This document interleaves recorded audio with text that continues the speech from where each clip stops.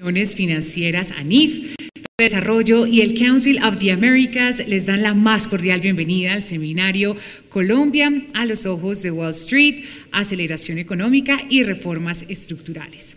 Como ha sido tradicional, este evento sirve de foro para debatir al más alto nivel temas de interés público.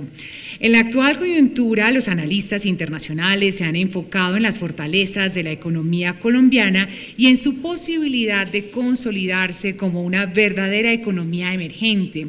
Sin embargo, no se pueden olvidar los desafíos que se enfrenta en materia laboral, de infraestructura y a nivel industrial. Por ello, resulta indispensable conocer la visión de los analistas internacionales para contrastarla con los diferentes conceptos locales. El evento se desarrollará en la jornada de la mañana y de la tarde. Nos acompañarán en el día de hoy los doctores Rangel Melzi, directora senior de Programas de Políticas Públicas y Relaciones Corporativas del Americas Society Council of the Americas. Leonardo Villar, director ejecutivo de Fedesarrollo. Juan Pablo Zárate, codirector del Banco de la República. Mauricio Cárdenas, ministro de Hacienda y Crédito Público. Víctor Traverso, representante de la CAF en Colombia. Luis Oganes, jefe para América Latina del Grupo de Investigación de Mercados Emergentes de JP Morgan. Roberto Sifón Arévalo, director analítico de calificaciones públicas y soberanas de Standard & Poor's. David Grupo, director jefe de banca de inversión y corporativa para América Latina del Banco de Tokio Mitsubishi. Juan Camilo Nariño, vicepresidente de Comercio Exterior de la Asociación Nacional de Empresarios ANDI. Laura Lockman, consejera económica de la Embajada de los Estados Unidos. Javier Díaz, presidente de Analdex. Sergio Clavijo, presidente de ANIF. Alejandro Vera, vicepresidente de ANIF. Instala el evento la doctora Rangel Melzi, directora senior de Programas de Políticas Públicas y Relaciones Corporativas del Americas Society Council of the Americas. Rangel Melzi es directora senior de Programas de Políticas Públicas y Relaciones Corporativas del Americas Society Council of the Americas. Randy ingresó al Consejo en enero de 2009, trayendo consigo una amplia experiencia en finanzas latinoamericanas, empezando por su carrera bancaria en Manufacturers Hanover a principios de los años 80. Allí tuvo la oportunidad de trabajar en finanzas del sector público y reestructuraciones de deudas corporativas mexicanas. Posteriormente, durante su estadía en el Chemical Bank y en Chase, dirigió grandes créditos sindicados y ofertas de bonos de empresas, bancos y organizaciones gubernamentales en México, Colombia, Chile y Argentina. En JP Morgan y Standard Bank tuvo bajo su responsabilidad originar transacciones financieras apalancadas. Randy gerenció el grupo de banca privada en el Banco Continental de Panamá. También trabajó en las divisiones de banca privada para HSBC y para el Citibank. Randy tiene títulos de MBA y BA de Cornell University, además de una maestría en Administración y Gestión de la Universidad Católica de Lovaina. Recibimos con un fuerte aplauso a la doctora Rangel Melzi.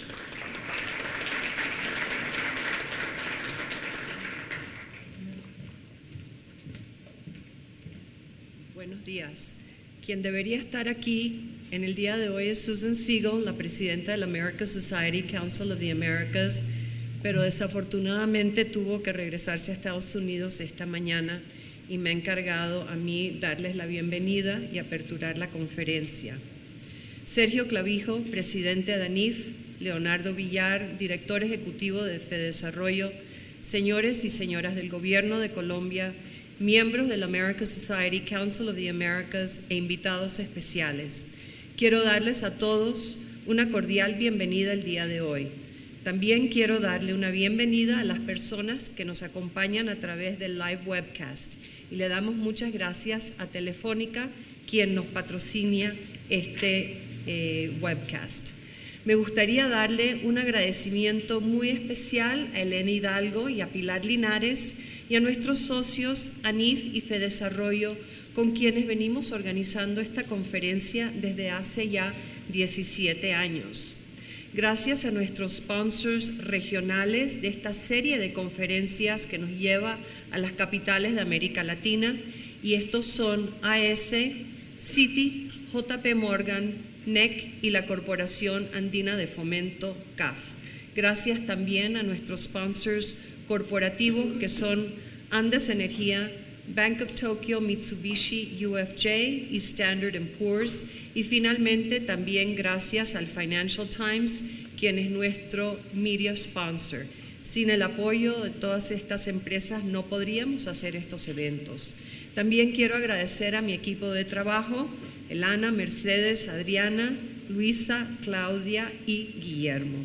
Desde ya les invito a visitar nuestra página web www.as-coa.org,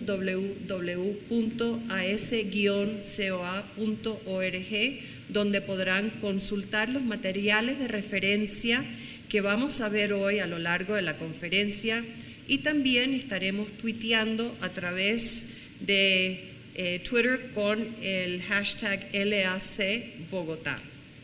Como lo dijimos aquí el año pasado, Colombia es el país de moda. Esta visión se ha afianzado y ahora se le ve, como decía el Financial Times recientemente, como la nueva Colombia, the new Colombia. Y no es ninguna sorpresa.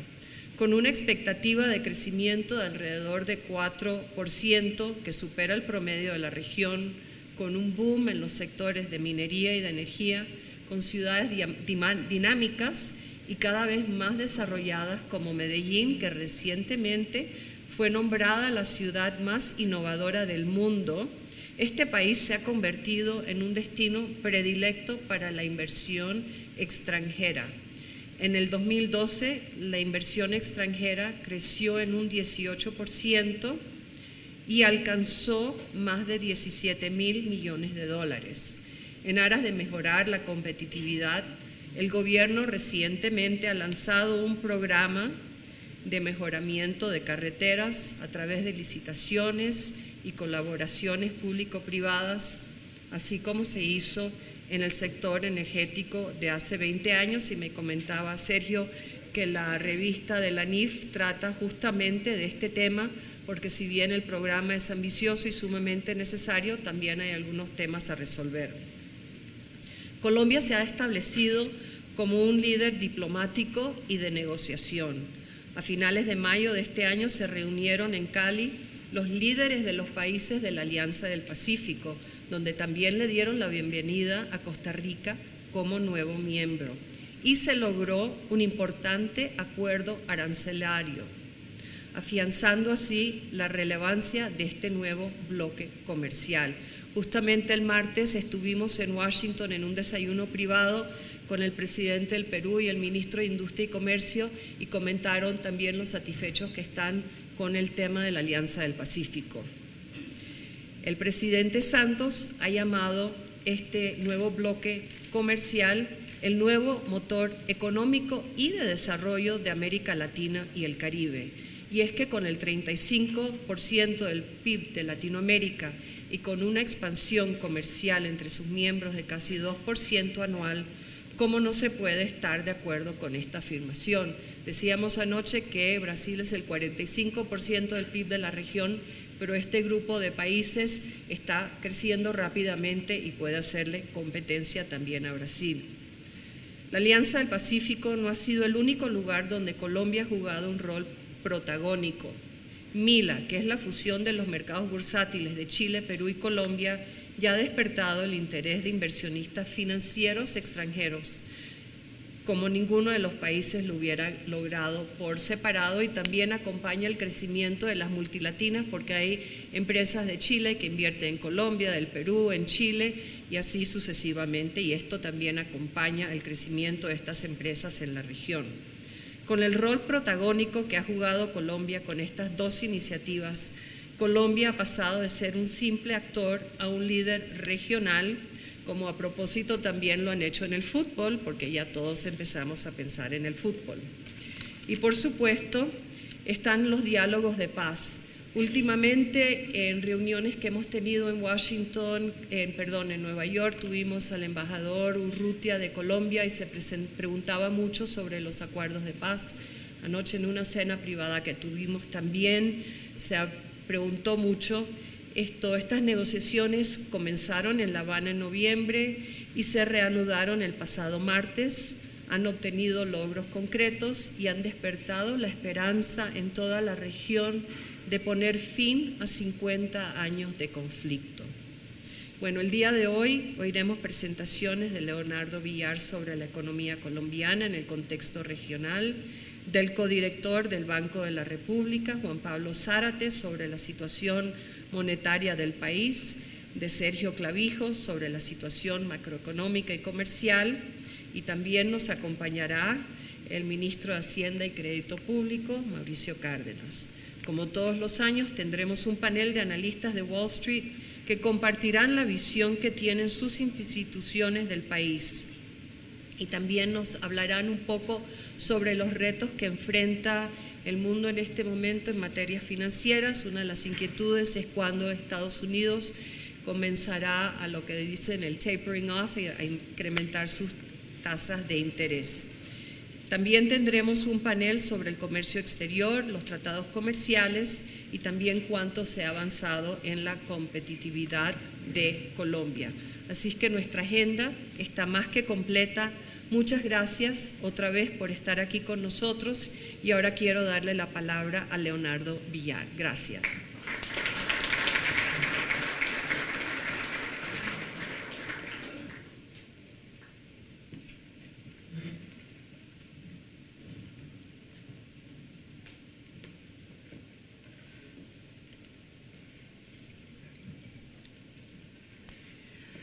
A continuación invitamos al doctor Leonardo Villar, director ejecutivo de FEDesarrollo, quien hablará sobre el entorno internacional y desempeño de Colombia.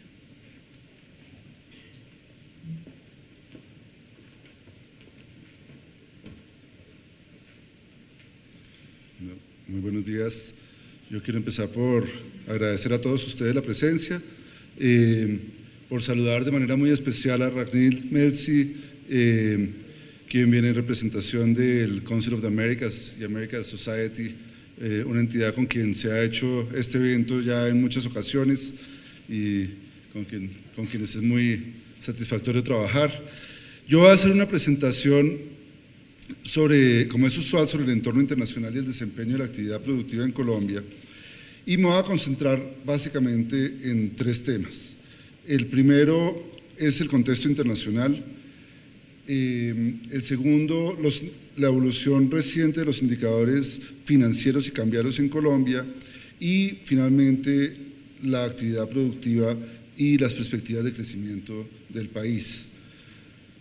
Sobre el contexto internacional, la pregunta es qué es lo que está pasando y si eso que está pasando indica que nos estamos preparando para el final de los excesos de liquidez a nivel mundial. Lo primero que hay que decir es que las estimaciones de crecimiento y el comportamiento propiamente dicho de la economía real en los países desarrollados se han venido revisando hacia la baja, algo que contrasta un poco, como vamos a ver ahora, con lo que son los indicadores financieros, donde vamos a ver unos desempeños bastante positivos. Pero en términos generales, lo que tenemos es que las proyecciones que teníamos en enero por parte del Fondo Monetario Internacional fueron revisadas en abril por parte del propio fondo hacia la baja, y las que se hicieron por parte de la OSD en mayo revisan un poco más a la baja esos mismos datos. Por ejemplo, para el mundo en su conjunto, en enero se estaba esperando que la economía crecería un 3.5%, esa cifra se bajó a 3.3% en abril por parte del mismo Fondo Monetario Internacional, y la OSD revisa las cifras hacia la baja, de tal forma que para mayo daría un crecimiento esperado de 3.2%. Para Estados Unidos, la expectativa de crecimiento es 1.9%, un poco menor a lo que se pensaba en enero y claramente inferior a lo que fue el crecimiento del año pasado, que fue 2.2%. En ese sentido, venimos con un una tendencia relativamente negativa en el sentido de que no hay un repunte todavía claro de la economía de Estados Unidos por lo pronto en este año. En el caso de la zona euro, en enero se esperaba ya una recesión, se esperaba una caída de 0.2%, las revisiones son a que la caída va a ser mayor, la caída de este año sería, de acuerdo con las cifras de la OECD, de 0.6% para el conjunto de la zona euro. En el caso de China, teníamos una proyección de 8.2 y la bajamos a 7.8%. En la India teníamos en enero una proyección de 5.9 y se bajó a 5.7. En conjunto, como ven, hay una revisión de todas las proyecciones hacia la baja en la economía o en las cifras de las principales economías del mundo. La única excepción es quizás la de Japón. En Japón, el Economist sacó hace poco una carátula muy llamativa donde pone a la nueva política de Japón como el Superman del mundo, y hay una cifra que entre otras el Economist no la tenía todavía porque en ese momento se consideraba que la economía había crecido un 3.4% en el primer trimestre, la cifra se revisó al alza y Japón creció un 4.1% en el primer trimestre anualizado con respecto al trimestre inmediatamente anterior. En este sentido, es un cambio radical en la situación de Japón, es un éxito importante de las políticas, pero un éxito que hay que matizar, porque ese crecimiento de 4.1% es un crecimiento del primer trimestre de este año con respecto al último del año pasado, anualizado. Cuando uno lo mira con respecto al mismo trimestre del año pasado, en el primer trimestre de este año con respecto a un año antes, es un crecimiento de apenas 0.4%. Entonces ahí el entusiasmo se baja un poco y las proyecciones generalizadas del propio Economist, del propio Fondo Monetario Internacional, se mantienen en que el crecimiento de este año en Japón estaría alrededor de 1.6%, inferior al 2% del año pasado. Entonces el entusiasmo muy grande y muy comprensible del propio Economist sobre el crecimiento de Japón en el primer trimestre y sobre unas buenas perspectivas no debe sobredimensionarse y es consistente con lo que el mismo Economist estima que será un crecimiento inferior este año al crecimiento del año pasado.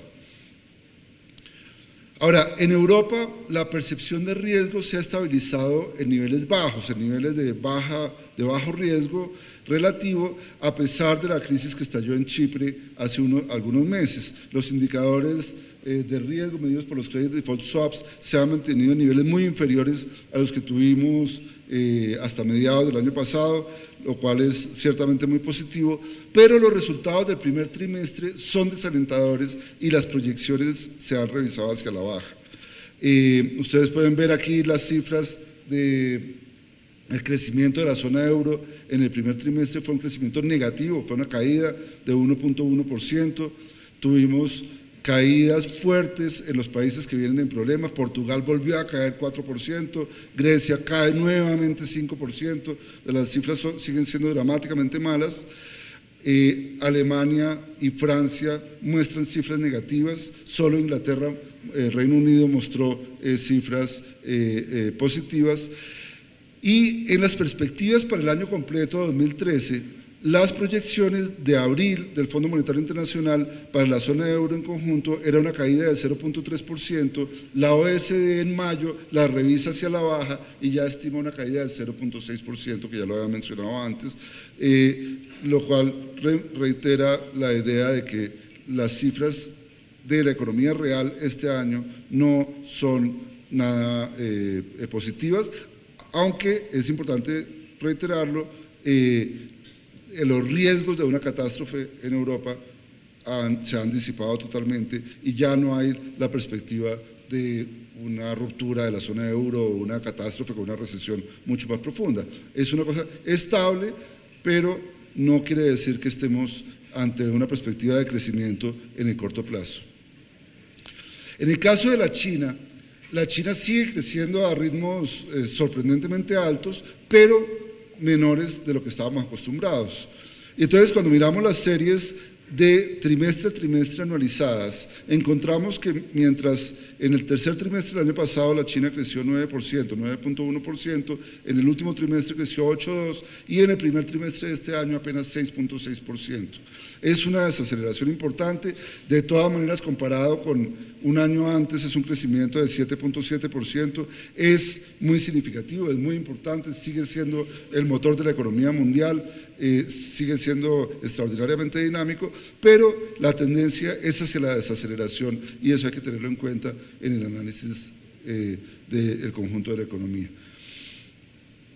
Ahora, estos datos de crecimiento relativamente malos no han sido obstáculo para un comportamiento excepcionalmente positivo de las bolsas y de los precios de los activos en los países desarrollados cuando uno mira en los últimos 8 o 12 meses.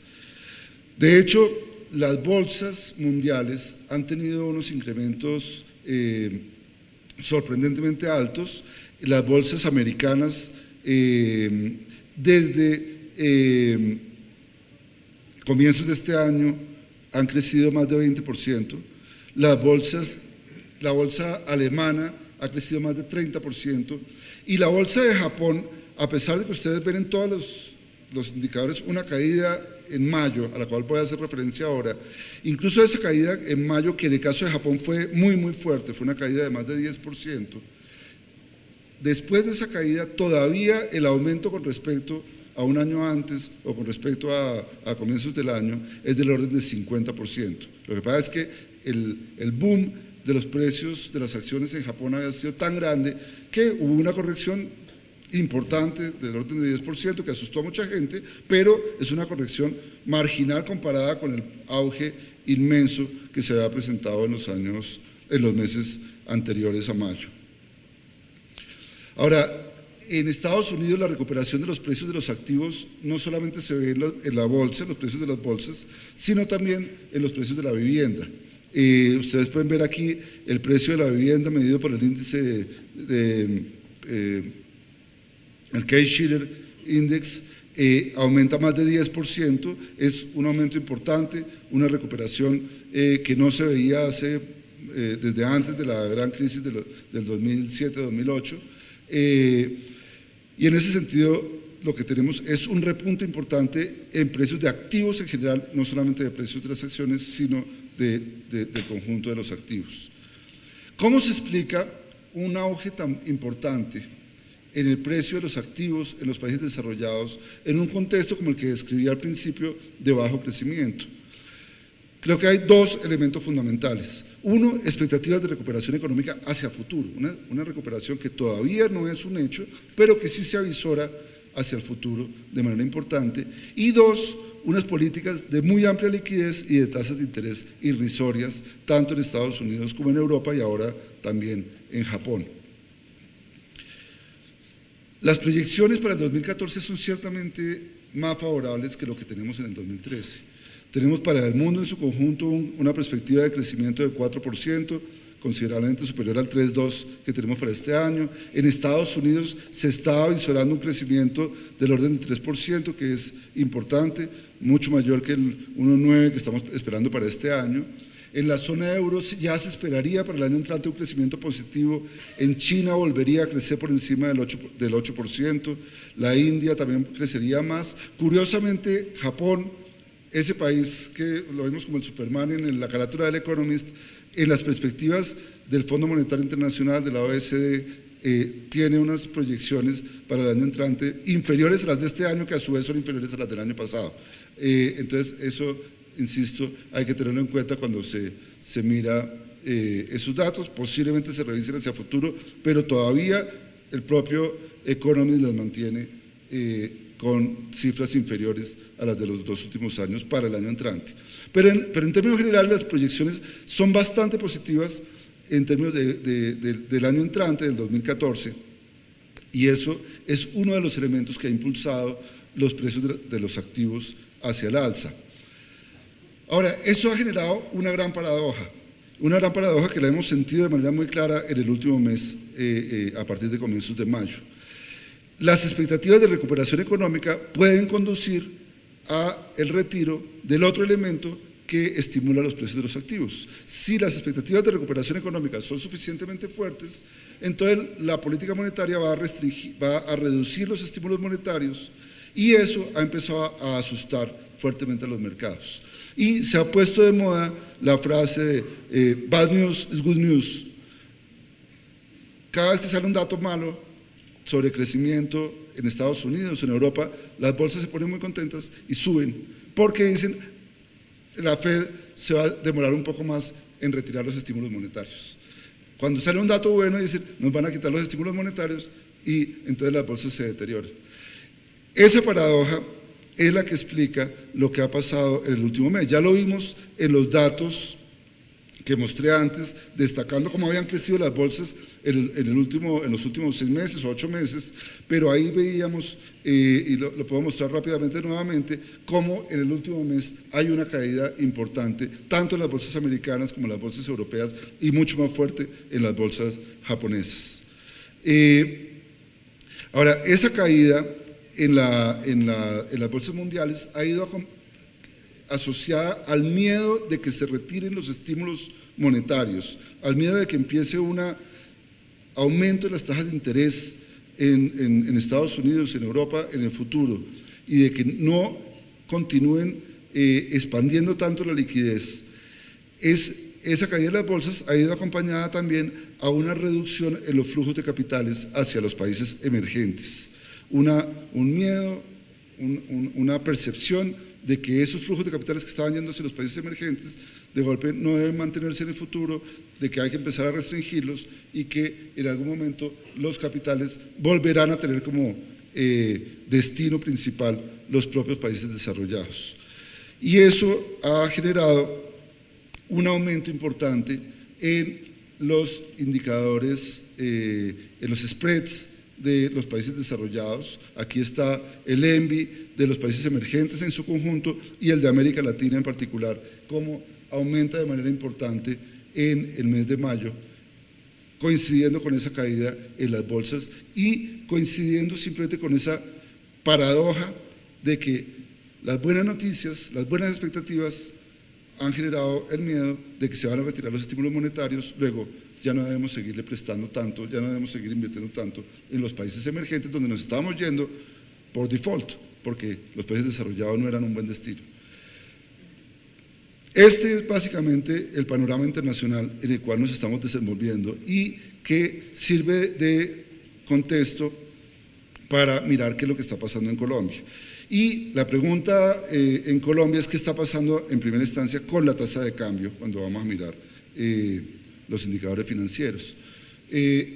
Lo primero que hay que decir es que si uno mira la tendencia desde 2004, como está pintada ahí en el eje, en el panel de la izquierda, lo que tenemos es una apreciación muy grande que viene desde hace casi 10 años y si uno la mira en ese contexto, pues lo que ha pasado recientemente no se ve mucho, por decirlo así. Pero si uno lo mira con un zoom, como lo hacemos en el panel de la derecha, es importante lo que ha pasado recientemente. Es una depreciación importante de la tasa de cambio, una depreciación de más de 100 pesos en lo corrido de este año y que ha sido particularmente pronunciada a lo largo del último mes, desde comienzos del mes de mayo, y que coincide con todo esto que estaba mencionando anteriormente, con ese aumento en los spreads internacionales. ¿Qué es lo que está cambiando y por qué, cómo se explica esta depreciación de la tasa de cambio, esto que ha llevado la tasa de cambio a niveles de 1750, 1760 que estábamos antes, a 1900 que estamos actualmente? Yo menciono 4 temas acá que voy a desarrollar muy brevemente. La primera es el contexto financiero internacional, esto que estaba diciendo, de expectativas de menor liquidez y mayores tasas de interés en Estados Unidos.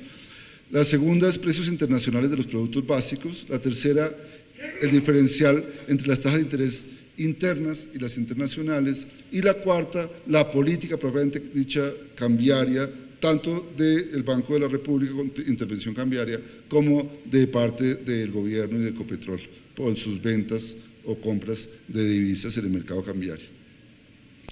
En términos del contexto financiero internacional, lo primero que vale la pena decir, simplemente para reiterar la idea de que esto que está pasando es un fenómeno internacional y es la razón principal por la cual nos depreciamos. es que eso pasó en todas partes. Simplemente los capitales están volviendo hacia Estados Unidos, se están retirando un poco de los países emergentes, y eso está afectando a países como Colombia, pero igualmente a Brasil. Ustedes pueden ver la depreciación de Brasil en la línea azul en el último mes, a Perú, a Chile, países que están muy bien, que no han tenido ningún problema y sin embargo han tenido una depreciación importante a lo largo del último mes. Entonces, esta depreciación de Colombia es un fenómeno internacional y ese es el primer mensaje y el principal que quiero dejar. Se está presentando de manera muy parecida en muchos países, podría pintar muchos otros países simultáneamente. Ahora, podría estar asociada también al comportamiento del precio de los productos básicos. Podría pensarse que ya hay cierto consenso en que nos estamos acercando al fin del boom de precios de los commodities, algo que está asociado también con la posibilidad de que empiecen a subir las tasas de interés en los países desarrollados en el futuro relativamente cercano, el año entrante posiblemente. Ya se ve de manera muy clara en la caída del precio del carbón, que tiene también otra serie de explicaciones. La caída del precio del oro ha sido muy significativa y claramente responde a este tipo de percepciones. La caída del precio del café también tiene sus explicaciones sectoriales, pero ha sido muy fuerte. No se ha visto por ahora de manera tan importante en el caso del precio del petróleo, pero la pregunta es si el precio del petróleo se va a mantener en el futuro en niveles tan altos como todavía los tenemos en este momento. El tercer punto importante para explicar el comportamiento de la tasa de cambio es que se ha reducido el diferencial entre las tasas de interés internas y las internacionales. Y simplemente eso ha sucedido porque el buen comportamiento de la tasa de inflación en Colombia, que nos tiene la inflación en niveles de 2% y la inflación sin alimentos, digamos, alguna medida de inflación básica, también en la parte baja del rango meta del Banco de la República, ha permitido al Banco de la República bajar la tasa de interés de intervención de manera muy significativa, y esa reducción en la tasa de interés de intervención reduce el diferencial frente a la tasa internacional y el atractivo a traer capitales al país, y ayuda de alguna manera a ese fenómeno que tiene causas fundamentalmente internacionales, ese fenómeno que está induciendo la depreciación del peso. Ahora, podría pensarse también que hay un efecto de la intervención cambiaria, las mayores compras por parte del Banco de la República, que se ven aquí en esas barritas azules, son las compras diarias del Banco de la República.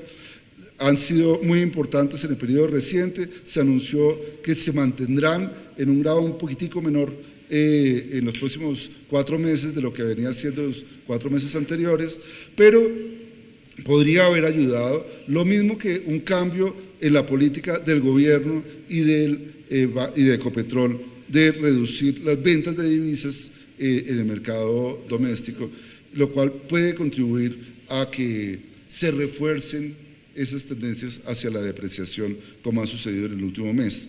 Ahora, yo personalmente soy bastante escéptico de que este factor haya sido un factor particularmente importante.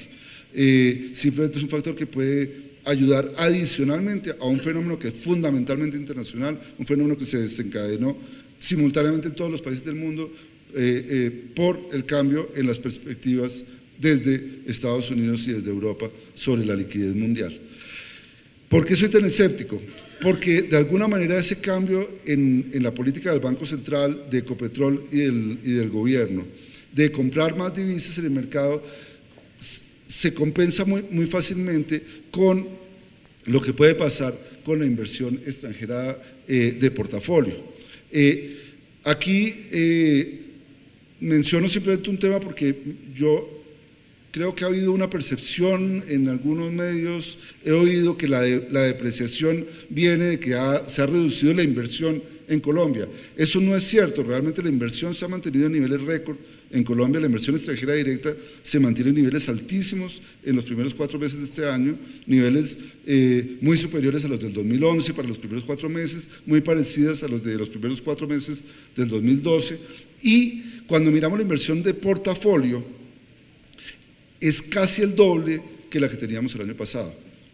Ustedes ven aquí en la última columna, más de 2.000 millones en esos 4 meses de inversión de portafolio que viene a comprar los títulos que vende el Banco de la República o Ecopetrol o el gobierno nacional para poderse financiar internamente en lugar de financiarse externamente. Entonces lo que se logra con esas recomposiciones de financiamiento por sí misma es simplemente que en lugar de que sea el gobierno o Ecopetrol que vende los dólares, sean los inversionistas extranjeros que venden los dólares y compran los títulos en pesos que ellos emiten. Entonces, per se creo que eso no tiene un efecto tan importante, creo que es un efecto marginal porque se compensa con este efecto a través de inversión extranjera. La inversión extranjera de portafolio viene aumentando por ahora y compensando parcialmente ese efecto de cambio en la política, que creo que es interesante, que puede contribuir marginalmente, pero no es la explicación principal para el aumento en la tasa de cambio reciente. Ahora, el cambio en el entorno internacional que se presentó desde comienzos de mayo y que ha generado esta depreciación del peso, tiene efectos adicionales importantes. El primero que vale la pena destacar es el aumento en el spread. Ya lo mostré para el conjunto de los países emergentes y para América Latina, cómo aumentaron los spreads a partir de comienzos de mayo. En el caso colombiano, el spread de la deuda, el ENBI colombiano, ha aumentado de manera muy importante desde comienzos del año, y a pesar de que la calificación de la deuda colombiana mejoró. A pesar de que pasamos de BBB- a BBB por parte de Standard & Poor's, el ENBI Colombia ha subido de estar en 105 puntos básicos en enero de este año a estar en casi 190 puntos básicos en la actualidad. Eso es reflejo de un cambio en el entorno internacional, no es ningún deterioro en la situación real de la economía colombiana, sino un cambio en las condiciones financieras mundiales. Ahora, esto se refleja claramente en que se revirtió la caída en los rendimientos anuales de los bonos Yankee que veníamos observando en los meses anteriores. Desde mayo hay un aumento muy fuerte en la tasa de rentabilidad de los Yankees que emite Colombia, y por supuesto eso, unido a la propia depreciación y a todo este entorno, ha hecho que la tasa de los TES de largo plazo que emite el gobierno se ha aumentado de manera muy significativa. Ustedes pueden ver aquí la tasa de los TES que se había bajado de manera muy fuerte después de diciembre, en parte por ese mayor ingreso de flujos de portafolio asociado a la reducción de impuestos a los flujos de portafolio que se hizo en la reforma tributaria. Esa reducción muy fuerte se revirtió totalmente en el mes de mayo, y en este momento la tasa de los TES de largo plazo se ubica en los alrededores de 6.5%, cuando estaba por debajo de 5% hace 5 meses. Ahora, por supuesto, ese aumento en las tasas de los TES es una desvalorización de los TES. Todos los que tienen portafolios o los que han visto lo que está pasando con los portafolios de los fondos de pensiones, de los inversionistas institucionales, pueden verificar cómo se ha generado una pérdida importante de valor en esos portafolios como consecuencia del aumento de la tasa de interés y de la consiguiente desvalorización del stock de TES, y eso se une a una caída relativamente importante o bastante importante en el precio de las acciones, que se refleja en el comportamiento del índice de la Bolsa de Colombia, que ustedes pueden ver aquí, ha caído en cerca de 15% en lo corrido de este año. Eso sobre el entorno o sobre la situación, la coyuntura financiera y monetaria y cambiaria. ¿Qué pasa con la actividad productiva y las perspectivas de crecimiento, que es el último tema que voy a tratar? El segundo semestre del año pasado, Colombia experimentó una desaceleración importante en su ritmo de crecimiento. Ustedes pueden verlo aquí en las cifras trimestrales. El año 2011 fue un año espectacular, tuvimos trimestres de crecimientos de cerca de 8%, el tercer trimestre del año 2011. El año 2012, el primer semestre, los 2 primeros trimestres del año 2012, el crecimiento fue cercano o ligeramente superior al 5%, un crecimiento muy bueno todavía, pero el segundo semestre fue tuvimos